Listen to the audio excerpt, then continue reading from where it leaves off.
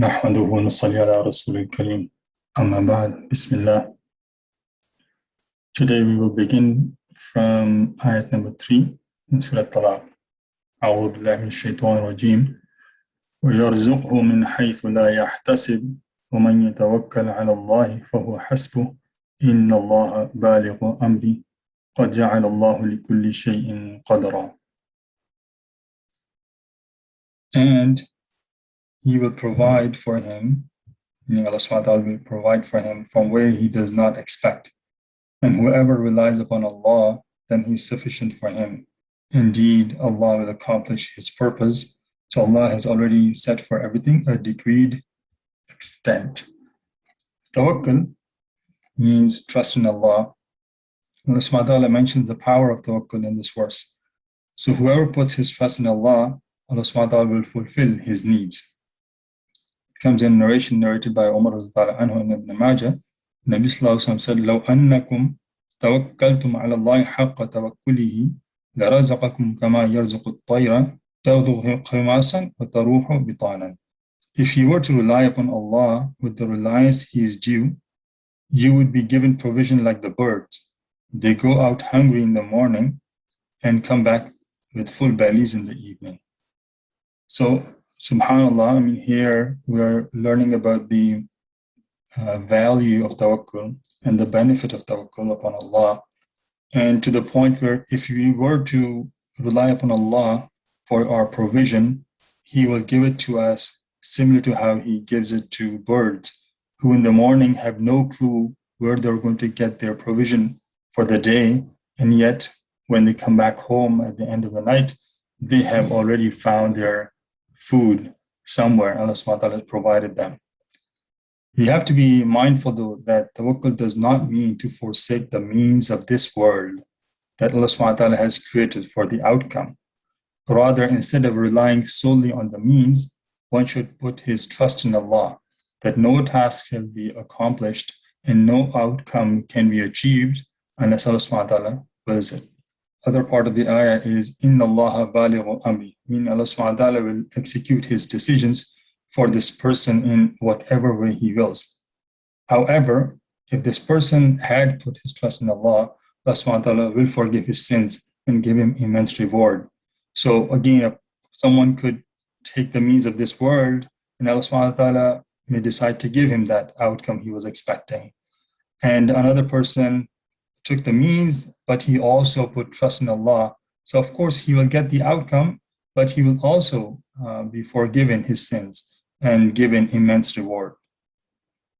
قَدْ جَعَلَ اللَّهُ لِكُلِّ شَيْءٍ قَدْرًا. Towards the end of the ayah, Allah subhanahu wa ta'ala says, meaning Allah subhanahu wa ta'ala has defined, measured proportions for everything, whether it is, and relating back to the context of the surah. So in the surah, we're talking about divorce and iddah. And here Allah subhanahu wa ta'ala clarifies that He has given rulings, He has measured proportions, He has enumerated the durations for everything. It could be matters related to divorce, iddah, or even other things. واللائي يئسن من المحيض من نسائكم إن ارتبتم فعدتهن 3 أشهر واللائي لم يحضن وأولاة الأحمال أجلهن أن يضعن حملهن ومن يتق الله يجعل له من أمره يسرا. And those who no longer expect menstruation among your women, if you doubt, then their period is 3 months. The period of iddah is 3 months. And also for those who have not menstruated, and so this is about women who are younger in age. And for those who are pregnant, their term is until they give birth. And whoever fears Allah, He will make for him of his matters ease. So we had gone through the 5 different high-level scenarios for calculating the iddah. In this ayah, we learn about some of those scenarios. So here it is mentioned for women who are not menstruating, What would be the duration? Because you cannot calculate it from their cycle. So it's going to be 3 months. And this is true for either a very young age or a woman who have gone through menopause, so at a higher age as well. And for pregnant women, the term is until they give birth. Notice the term in irtabitum, if you are in doubt. So here it's referring to the woman not sure how to calculate it, because if it's not getting measured by the cycles, and because they are not having those menstrual cycles, so how do you calculate it? Allah subhanahu wa ta'ala removes this doubt by advising that their iddah will be 3 months. ذلك أمر الله أنزله إليكم ومن يتق الله يكفر عنه سيئاته ويعظم له أجرا. That is the command of Allah which He has sent down to you, and whoever fears Allah, He will remove for him his misdeeds and make great for him his reward.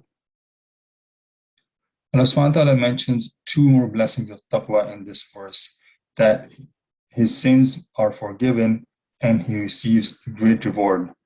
So to summarize, we have learned about 5 blessings of taqwa so far in this surah. So a person with taqwa is given a way to get out of difficulties. He gets provided with resources he did not anticipate. Number 3 is that Allah subhanahu wa ta'ala makes matters easy for him. Number 4, his sins are forgiven. And number 5, Allah subhanahu wa ta'ala grants him great reward. Not only that, but in Surah Anfal, ayat number 29, Allah subhanahu wa ta'ala described another benefit of taqwa, that becomes easy for such person to distinguish between right and wrong. In tattaqullaha yaj'al lakum furqana. If you fear Allah, He will grant you a criterion, a way to distinguish between right and wrong. So let's review these 3 ayahs number 3 to 5. Allah subhanahu wa ta'ala grants provisions from unforeseen sources for whoever puts his trust in Him. Consciousness of Allah, taqwa, leads to many benefits, including an immense reward and forgiveness of sins. And we also learn about rules of iddah, about the 3 scenarios defined in this ayah, in these 3 ayahs, which is about women who are not menstruating, either very young or old, or who are pregnant. أسكنوهن من حيث سكنتم من وجدكم ولا تضاروهن لتضيقوا عليهن وإن كن أولات حمل فأنفقوا عليهن حتى يضعن حملهن فإن أرضعن لكم فآتوهن أجورهن وأتمروا بينكم بمعروف وإن تعاسرتم فسترضع له أخرى. Lodge them, meaning women who are divorced, of where you dwell out of your means, and do not harm them in order to oppress them. And if they should be pregnant, then spend on them until they give birth. And if they breastfeed for you, then give them their payment and confer among yourselves in the acceptable way. So, but if you are in discord, then they may breastfeed for their father another woman. So, min wujdikum, meaning wus'aikum wa taqatikum, your ability. And here Allah subhanahu wa ta'ala is describing how the husband should keep his divorced wife in the house. So women in iddah should not be expelled from their homes. In the case of husband's death, we should be clear there are different rulings whether the husband had passed away or the husband had divorced. So in the case of husband's death, the in-laws are not responsible for residency and alimony, which is the maintenance money or financial support of the woman. However, in the case of a divorce, the husband is responsible for both residency and alimony. Also, in the case of revocable divorce, meaning talaq raj'i, there is no need for any hijab. As for irrevocable, meaning talaq baina, she is required to be in hijab in front of the former husband. So let's understand these rulings. So we learned about before, if there is a death, if iddah has started because of death of the husband, then it doesn't matter what the situation of the woman is. In all those cases, it is a predefined duration, which is 4 months and 10 days. And during this time, because the husband has passed away, it is not the responsibility of in-laws to pay for her day-to-day expenses or the residence. However, in the case of a divorce that happened, then the husband is responsible for residency and alimony, the payment for financial support. There is also while living in the house. So imagine there are two types of divorce we talked about. Talaq raj'i, talaq baina. So raj'i means revocable, baina means irrevocable. So if it is a talaq raj'i, then she can live in the house, but she does not have to be in hijab. Because there is still the possibility of them getting together, and husband could re-engage with the wife and revive the relationship. Versus if it is talaq baina, then they have to go through nikah again. And in that case, the woman should be spending her iddah in hijab, although living in the same house. So of course, that could mean separating the rooms, that could mean different floors, whatever is an appropriate arrangement within the house. وَلَا تُضَارُوهُنَّ لِتُضَيِّقُوا عَلَيْهِنَّ. In this part of the verse, Allah subhanahu wa ta'ala is commanding the husband not to harass his divorced wife during iddah so that she feels compelled to leave the house. Another interpretation is that the husband must not agonize the wife by revoking the divorce a few days before the end of iddah, only to give her another divorce right after. So he must not prolong her suffering this way. So both meanings have been derived. The common one is that husband should not make it difficult for the wife, so she decides to leave the house. So that's not the right behavior for the husband. And if he was planning to not renew the nikah, then he should not tease the wife by letting her spend almost the duration of the iddah and towards the very end, do the ruju' again. So renew the relationship only for him to give another divorce. And this would be a way for him to, tease the woman, and that's not appropriate behavior. So Allah subhanahu wa ta'ala here stops the husband from doing so. وَإِن كُنَّ أُولَاتِ حَمْلٍ فَأَنْفِقُوا عَلَيْهِنَّ حَتَّى يَضَعْنَ حَمْلَهُنَّ.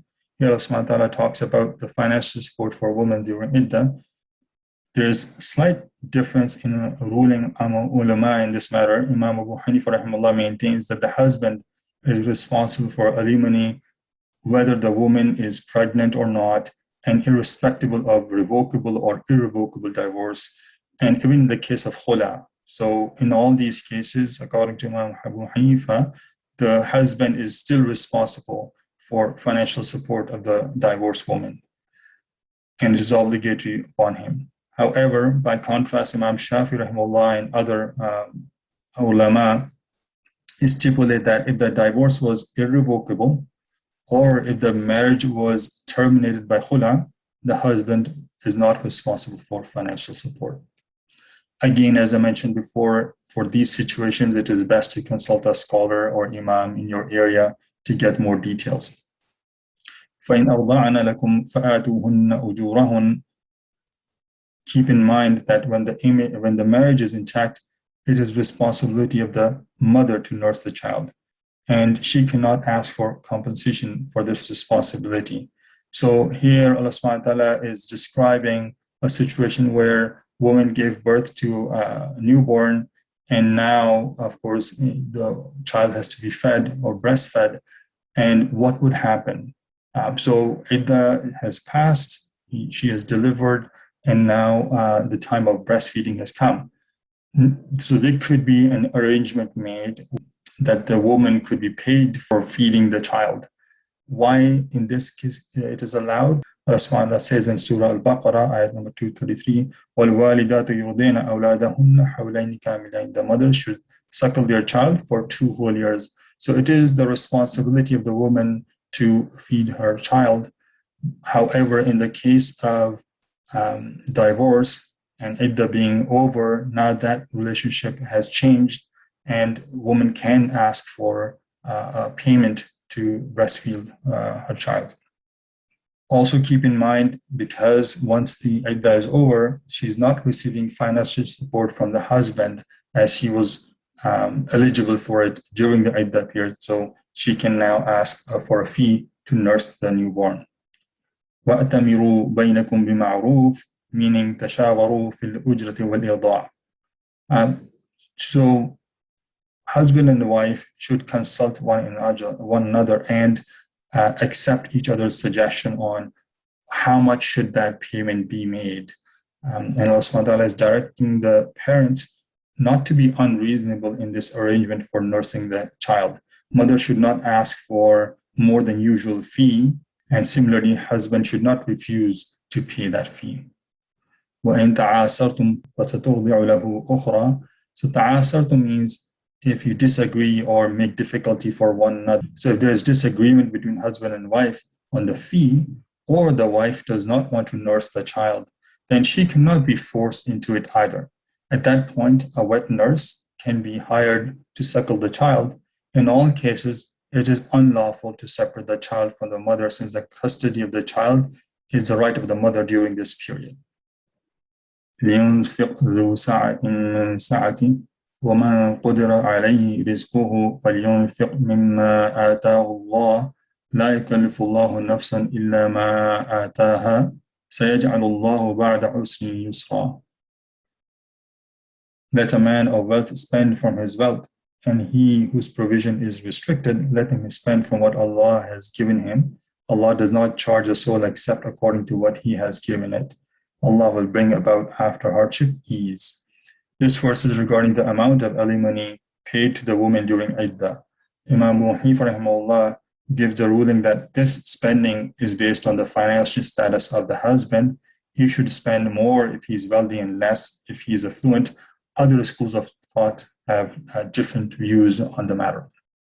So let's go through a summary of ayat 67. Husband is responsible for housing and alimony of divorced woman until the end of iddah. The obligatory alimony is according to the financial situation of the husband. Husband must not harass the divorced woman to leave the house, and divorced woman can ask for fee to nurse the newborn once iddah is over. وَكَأَيٍّ مِّن قَرْيَةٍ عَتَتْ عَنْ أَمْرِ رَبِّهَا وَرُسُلِهِ فَحَاسَبْنَاهَا حِسَابًا شَدِيدًا وَعَذَّبْنَاهَا عَذَابًا نُكْرًا فَذَاقَتْ وَبَالَ أَمْرِهَا وَكَانَ عَاقِبَةُ أَمْرِهَا خُسْرًا. And how many a city was insolent towards the command of its Lord and his messengers, so we took it to severe account and punished it with a terrible punishment. And it tasted the bad consequence of its affair, and the outcome of its affair was loss. Imam Baghawi describes a couple of interpretations here. First interpretation is that when people of the past disobeyed Allah subhanahu wa ta'ala, He took them to account severely in this world and allocated punishment for them in the hereafter.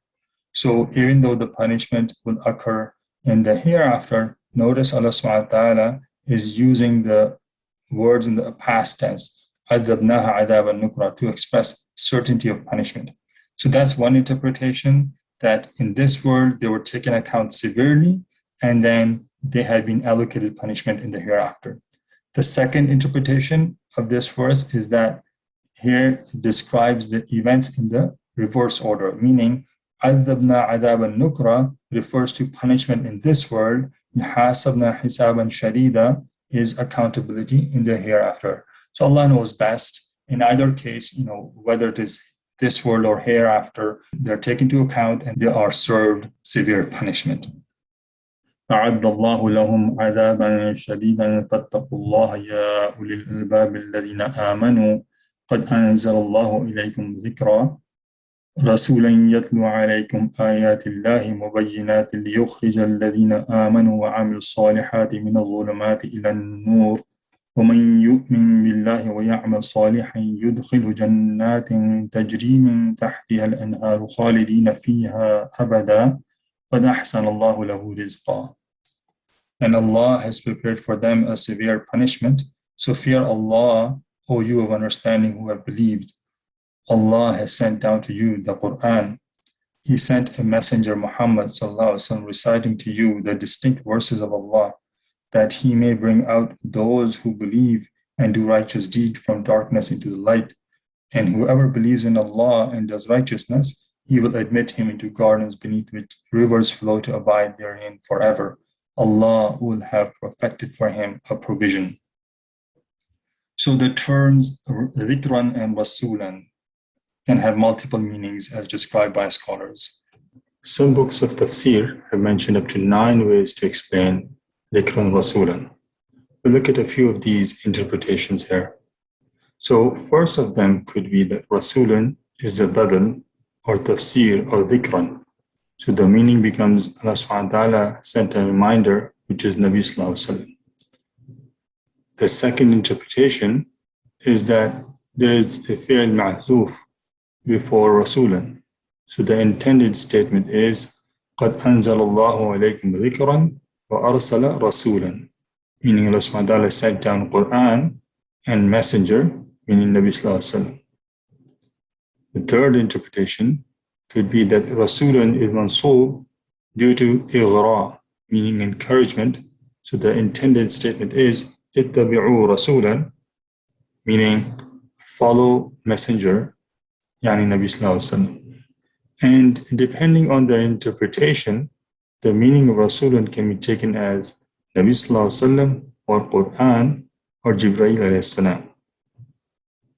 Min az-zulumati ila an-nur, from darkness to light, means from the darkness of disbelief and ignorance into light of faith and knowledge.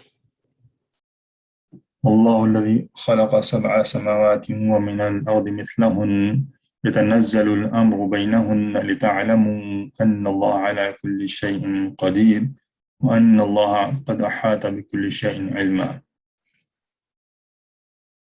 It is Allah who has created 7 heavens and of the earth and the like of them. His command descends among them, so you may know that Allah is over all things competent, and that Allah has encompassed all things in knowledge. We have read about 7 heavens in other verses, but this verse also mentions that there are 7 earths. We also find references of 7 earths in ahadith. As an example, narrated by Salim from his father in the Bukhari, Nabi Sallallahu Alaihi Wasallam said, من أخذ شيئا من الأرض بغير حقه خسف به يوم القيامة إلى 7 أرضين. Whoever takes a piece of land unjustly will sink down the 7 earths on the day of resurrection. Another narration narrated by Sa'id bin Zayd bin Amr bin Nufail in Muslim, Nabi Sallallahu Alaihi Wasallam said, من اقتطع شبرا من الأرض ظلما طوقه الله إياه يوم القيامة من 7 أرضين. He who wrongly took a span of land, Allah shall make him wear 7 earths around his neck on the day of judgment. So many questions come to mind when we hear these references to 7 earths. Where are these 7 earths as an example? Are they in the form of 7 layers connected to each other, or there is a distance between each layer similar to distance between the 7 heavens? Are there different creatures living in these 7 earths? Does each earth have air, water, and a unique atmosphere? So we find that Quran is silent on these questions. So it is best for us to believe that these 7 earths exist, but not chase down more details, since Allah subhanahu wa ta'ala has left it unexplained. Let's review the summary of ayahs 8 to 12. So defiant nations have been severely punished in this world and will be severely taken into account in the hereafter. Allah subhanahu wa ta'ala has favored this ummah by revealing Quran and sending Nabi sallallahu alaihi wasallam as the final messenger. And Allah subhanahu wa ta'ala has created 7 heavens and 7 earths as a sign of His ultimate power and knowledge. ربنا تقبل منا إنك أنت السميع العليم وتب علينا إنك أنت التواب الرحيم.